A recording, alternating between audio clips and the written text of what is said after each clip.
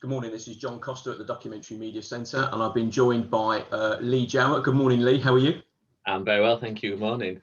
You're good. So, now, Lee, you're the Environmental Education Coordinator at the City Council in the environmental team. I am. Around things like Eco Schools, doing the Eco Schools programme, the Sustainable Schools Leicester initiative now. So just tell us a little bit about what that is and put it in context for us with Climate Action Fortnight.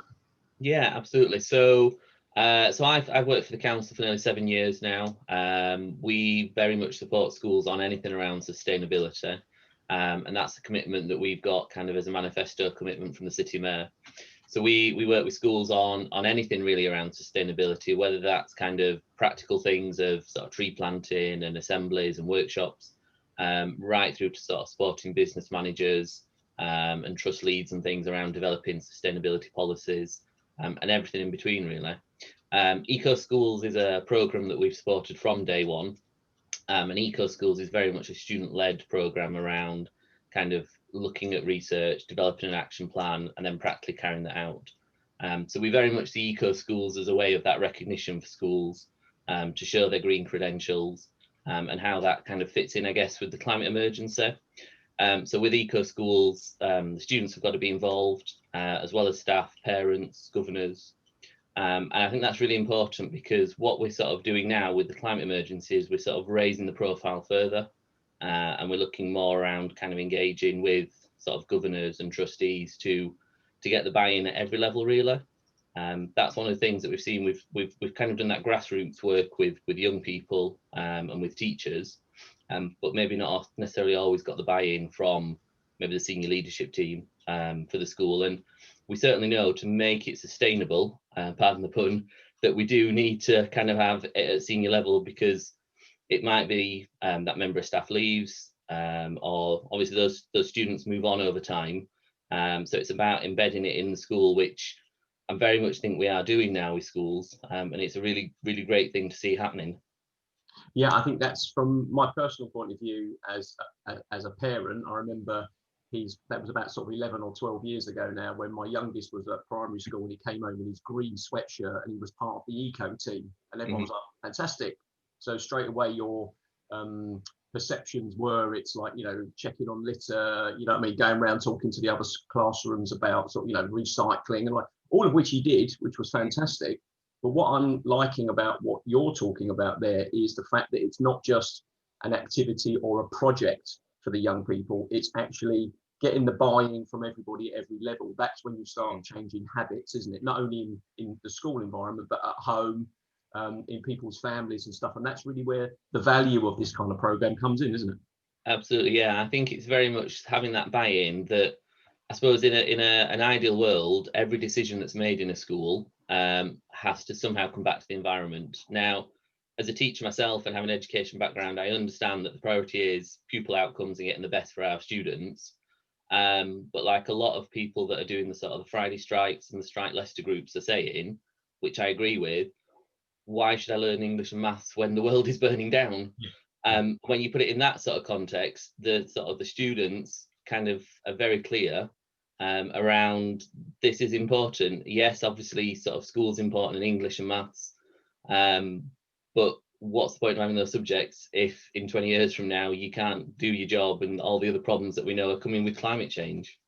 Yeah, and I think it's an interesting point, isn't it? Because certainly from our experience, myself and Tina Barton here at the Documentary Media Centre and doing Citizens Eye and the Children's Council and the Wave Young People's newspaper, it was always the fact that if a young person wrote about, you know, what a double dip recession was or the melting ice caps, suddenly not only it was done in a way that young people and adults could understand it, and adults tend to complicate these issues, and I think also tend to fight about the science and stuff, and are a lot less trusting now, adults, aren't they, in experts, whereas young people tend to still value job titles and people's hard fought knowledge when it comes to either living on the island and doing something for a big international charity, saying, well, actually my livelihood's disappearing, through to someone like David Attenborough or Greta, or, you know, a UN ambassador or something like that. With your work on the ground talking to young people, are you finding that having a young advocate like Greta Thunberg from Sweden is having a more of an impact with young people because it's someone that they can relate to, like an older sister type thing?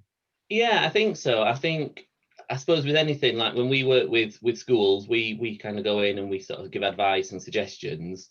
But it's very much a kind of, in every organisation, the more that you can sort of learn from your peers, the more that impact has. So kind of taking it from teachers, for example, if I went and spoke in a school, the moment I could say, well, I used to do this, I was involved in this, there's that sort of link. And I use that quite often, I have to be honest, around kind of, well, I was a teacher and I can support you with, we understand it. And when people are working with each other as peers, that is much stronger, I think, than ever kind of having someone more senior. And certainly with students, I think that's the case. So people like Greta, young people see as kind of that inspiration. But I think the bit that's sometimes missing is having that representation. So when we talk to people like the Strike Leicester group and we talk to other young people, quite often it comes back to sort of white, sort of middle class people. And that is something that I know we in Leicester have sort of picked up on.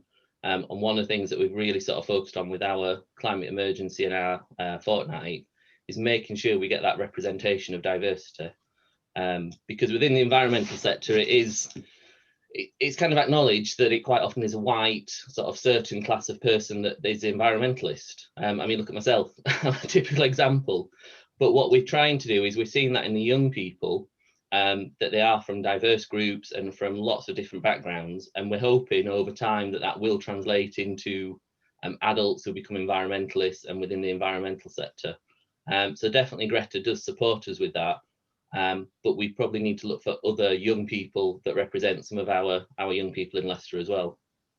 Yeah, I mean, that's certainly one of the key things that we're trying to do here at the Dock Media Centre. I mean, we hosted the World Oceans Day 10-hour newsroom earlier this year with one of my former students, actually, Gerhard Haas from Germany.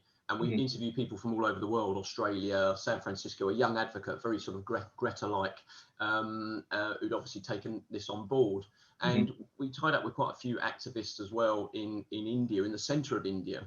And I'm hoping to speak to one of them next week, actually, Kavita Ashok, who about some of the changes around air pollution and getting rid of like fireworks and stuff that's going on in India. So we'll get some up-to-date information from the ground that we can share with you for the programme and during Climate Action Fortnight, so that we're picking things up. So again, like you said, they're faces and people and representatives that are starting to be recognised by a wider group of young people and suddenly think that actually this is a serious career choice now as well. I remember, talking to some of my students at the Montfort University, talking about, working in climate change or the environment or renewable energy now is now a viable job opportunity, particularly from a media point of view, getting those statistics out there in the right way.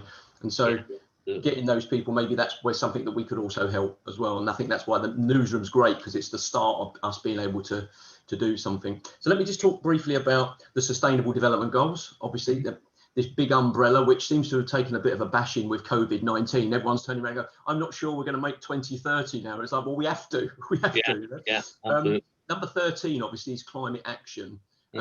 How much do you use this in your work when you're talking to young people, that specific goal? Yeah, I guess probably not as much as we probably should. I think schools are used to using the eco-school framework around kind of climate action, but it is something that we do mention quite often around kind of the global goals and how they sort of all fit together. And the fact, if you're doing something in Leicester, this is having a global impact, not just something locally. It might feel like you're doing something local, whether that's sort of looking at renewable energy in the school or switching lights off and things, which might be quite a small sort of thing, but for a 5-year-old, that is a big thing. And it's about putting it in context, I guess, around how individuals and groups can tackle climate change. So certainly the SDGs are something that we do quite a lot of work on. And it's about putting that in context, I guess, as what your level of ability to make a change is. So kind of going back to that 5-year-old switching off a light is actually quite a big impact for that young person. If that was a 30-year-old, I'd be questioning, is that the most you can do? And certainly looking at kind of when you then talk about spheres of influence, a business manager in a school obviously has much more influence than a small child. And I think kind of looking at that, that's something that we sort of encourage individuals to think about and how they fit in with the SDGs. Because, like I say, someone who's a business management school could switch their energy tariff. They could be looking at sort of renewable energies and things. And that is kind of the area that we want to do more work with, is about raising the profile of people and how they can make a difference. Yeah. So just one final thing now. I guess we can't sort of go without mentioning COVID-19. I mean, it's had such an impact on the world and everything that's going on at the moment. I mean, certainly where I walked 25 minutes into the city centre from Alston, and I remember seeing, you know, where my room is in the house that we live, that the street was literally empty for days. And obviously, you know, we get quite a lot of foxes and all that kind of stuff all the time. I mean, I never had elephants and rhinos, don't get me wrong. I'm saying that you could tell that there was more nature about. And even walking in, the air quality, and obviously, you know, the cycling guys have done their channels, you know, sort of, key worker networks past the tigers that I walk past. So you're starting to see that kind of those kind of changes. And I suppose also it shows you that it is possible to do that. I think that's probably one of the positives that comes out of it, that when, you know, if someone said, oh, let's cut down on traffic, it probably wouldn't happen. But, you know, when there's no traffic at all, you can believe a different world we could kind of move back to. So what kind of buy-in have you got from sort of, you know, you mentioned Sir Peter Salisbury, the city mayor, and I know we're going to try and interview Adam Clark if we can. But what kind of buy-in have you had from sort of local politicians and maybe some of our Westminster representatives when it comes to taking some of this stuff on board? Do you feel that they're quite positive about it? Yeah, absolutely. Yeah, it's kind of very interesting working for a council, because you kind of understand kind of the pressures and sort of the ways that things work, I guess. So I don't live in Leicester. I live in another city, and it's very interesting because I compare the two cities as to kind of how they work. I won't tell you which one, just in case anybody watches this from where I live. But it's interesting because in Leicester we have got this massive commitment. We've declared a climate emergency. We've got a commitment for 2030. It's a very ambitious target, and obviously some people are saying, well, that's not achievable. But the way I look at it, and the way I say it to schools is, well, if you put 2040 or 50 and you sort of miss it, then you've kind of missed the boat. But if you're saying 2030 and it's 3 years later, you're still achieving way more than what you'd ever do otherwise. So it's aspirational as well as measurable, because, you know, you can imagine the next decade, can't you? You know, I mean, 2030. I mean, I'm 54. Will I be around in 2050? Maybe. Yeah. Hopefully you and I will be sitting here doing newsrooms together. I don't really know, but I think, you know, in 2030, you think, well, I'll be like 63. The chances are I'll be around. You know, fingers crossed. Yeah, no.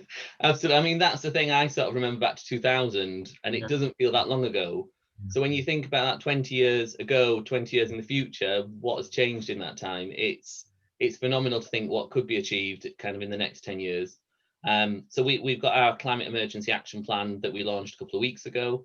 And within that, there's lots of things around schools. So we've supported a young people's climate board, because we know that young people, from when we did our climate emergency consultation in February, that young people obviously are really interested in this, both scientifically and politically. And we are finding more that the more that people become politically aware, which we've seen very much recently around kind of the US elections, and obviously COVID has had a massive impact on people's awareness of political sort of understandings. Even for someone like myself, who was kind of very politically aware, I would have said, much more interested in policies and things now, because those changes are having a direct impact on our lives, whereas maybe previously when you talked about climate change policies, it was somewhere in the future and it didn't have an impact. But we're now talking about changes both locally and nationally that will have an impact on your life. So if we said in the country that actually you couldn't drive into a city centre with a petrol vehicle, that would have an impact on a lot of people, for example. Yeah.